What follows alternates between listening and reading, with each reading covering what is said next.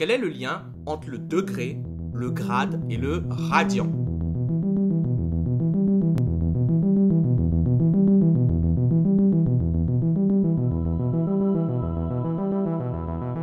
Salut et bienvenue dans Tout est astronomique, là où on observe le ciel et mesure la Terre. Aujourd'hui, nous allons faire un récapitulatif sur 3 manières de calculer les angles avec le cercle pi. Comment alterner entre le degré, le grade et le radian lorsqu'on pratique l'astronomie et la géométrie. On va donc créer une première colonne et la numéroter de 1 degré en 1 degré. Sexagésimal signifie que l'on compte en base 60. Et donc, on aura 360 degrés à la fin de notre cercle pi. Ensuite, on va créer une deuxième colonne et la numéroter de 0,9 degrés en 0,9 degrés. On va donc aussi tomber à la fin sur 360 degrés. Mais avec plus de numérotation que dans la première colonne.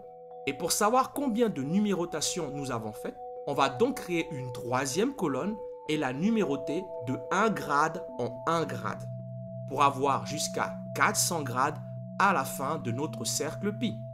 Et centésimal signifie que l'on compte en base 100. À présent, voyons le lien entre le degré et le grade.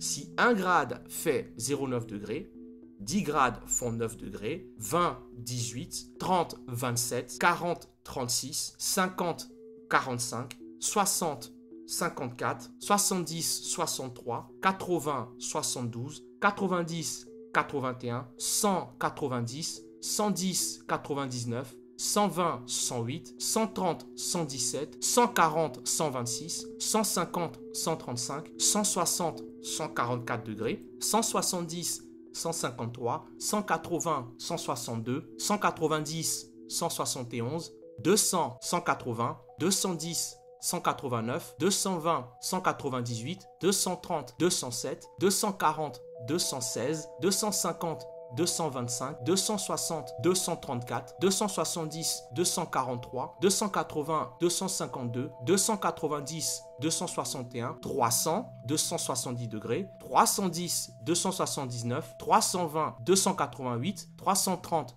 297, 340, 306, 350, 315, 360, 324, 370, 333, 380, 342, 390 grades font 351 degrés et enfin 400 grades font 360 degrés. Voici le lien entre les grades et les degrés. Maintenant, on va voir la relation qu'ils ont avec les radians. Dans les 2 épisodes précédents, on a vu comment découper notre cercle pi en 5 parties égales avec le pentagone et ensuite en 72 arcs égaux de 5 degrés. On va donc tous les écrire dans une 4e colonne et aussi les convertir en chiffres décimaux juste à côté dans une 5e colonne. La conclusion de cet épisode est donc la suivante.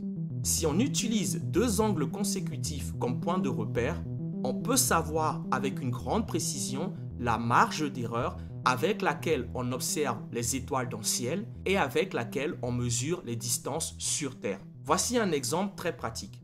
À partir de notre unité de longueur de départ, 1, on peut mesurer l'arc situé entre 35 degrés et 36 degrés, c'est-à-dire la longueur qui équivaut à 1 degré. Un autre exemple, un angle de 115 degrés engendre un arc de longueur à peine plus grand qu'une unité de longueur. Autrement dit, il s'agit là de 2 longueurs quasi égales, car précis au millième, c'est-à-dire 3 chiffres après la virgule. Voilà, c'est tout pour aujourd'hui. On approfondira le sujet dans les prochains épisodes. Merci de m'avoir suivi jusqu'au bout. Salut et à très vite.